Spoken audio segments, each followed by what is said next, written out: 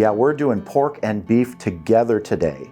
And one of the interesting things about this is I'm going to be using the same rub on both of them. Texas rib grind from Chicken Fried Barbecue. And you can see right here it's got a little pig on the label, so it's for pork, but we're going on beef today too with it because it tastes good.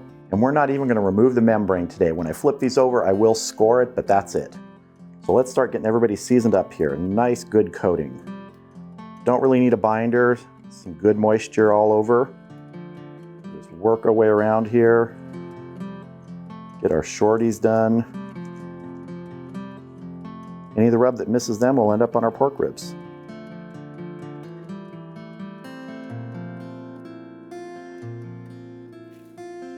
Let's turn our St. Louis ribs over here. Again, I'm not removing the membrane, I'm just scoring it a little bit.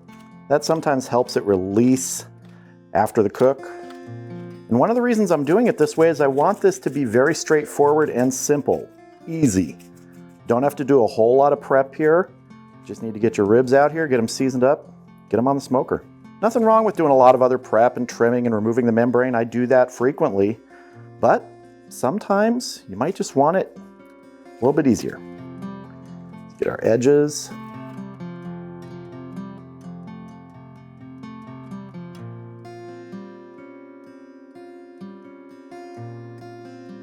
All right, these are looking good. Let's get them out to the smoker.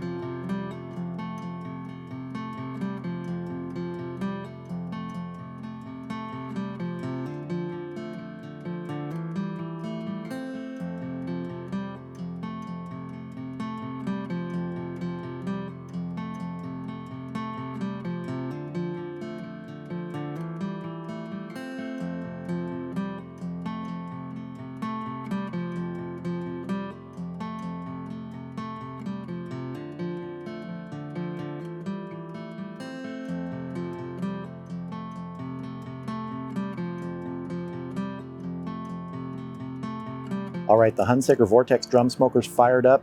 My target temp today is 275 to 300, and we're there right now. I've got cherry wood on here, so let's get our ribs on.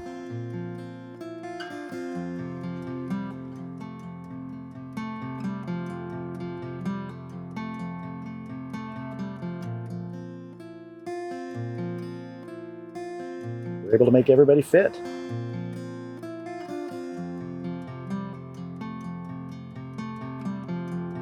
Now for this cook today, I'm letting these go for 2 hours. Then we will check them, probably spritz them at that point, see how we're doing.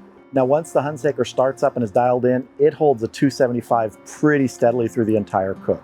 But I'll keep an eye on the temps and I'll adjust vents if I need to. Otherwise, I'll see you back here in a couple hours. All right, we are at 2 hours with these ribs on the Hunsaker Vortex smoker. And if you saw at the beginning, I put a water pan in there, so we'll see if we have to spritz. It's a fairly dry day today, so I wanted to add that humidity to the cook chamber. So let's see how we're doing. Well, I'm pretty happy with that. Short ribs are getting great pullback already. Just want to do a quick tenderness check, and yeah, still a lot of resistance. It's still early. Same thing with the pork ribs. Still a good amount of resistance. And a good amount of moisture in here, so I don't think we need to spritz right now. So I'm going to close this up. We'll keep going. Now in 2 more hours, we'll see how those beef short ribs are doing. If I need to, I'll wrap them. But at this point, they're looking pretty good.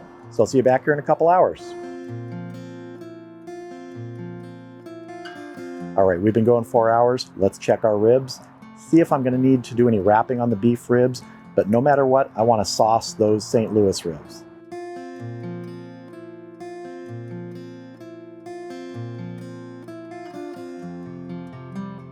These are just looking fantastic. We're getting really good pullback on the St. Louis ribs too. Let's do a little quick tenderness check here.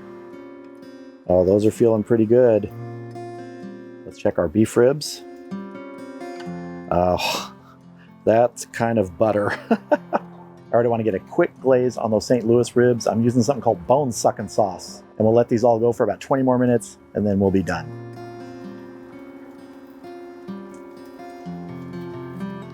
Everything here is smelling great.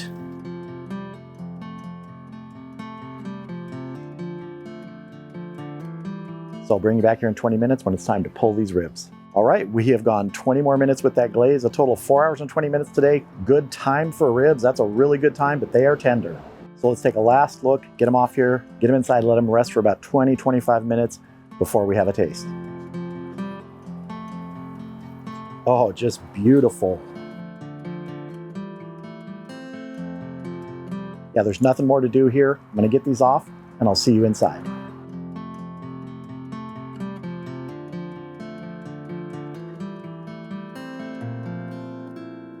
Oh yeah, look at those. So here are our ribs. They've been resting for about 25 minutes now.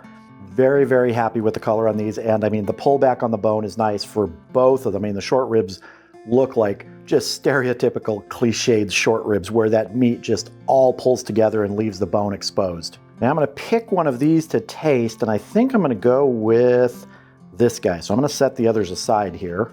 And I'm just gonna do it caveman style. I'm just gonna pick it up and eat it. I'm not gonna cut it or anything, so let's take a bite and see how we did.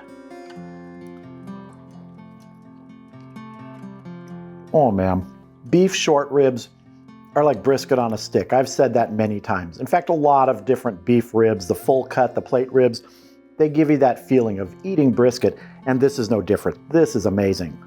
And I don't care if that was a pork rib rub that I put on these beef ribs, it really worked. Now let's move on to our pork ribs. I want to flip this over so I can get a good cut between the bones here. See if we can flip everybody back over, or get these guys over first. Okay, nice and juicy there. Let's go ahead and have a taste. Those are tasty. That rub is really good. I like that bone sucking sauce too. That's really good. Kind of the right mix for that rub of sweet and savory on pork ribs. I like it. And just how I like them, pull away from the bone, not fall off the bone. If you like them fall off the bone, I'd probably go another 30, 45 minutes, but for me, these are just right. So in this video, I didn't do a lot of the extra steps that I often do and that many people often do in making ribs.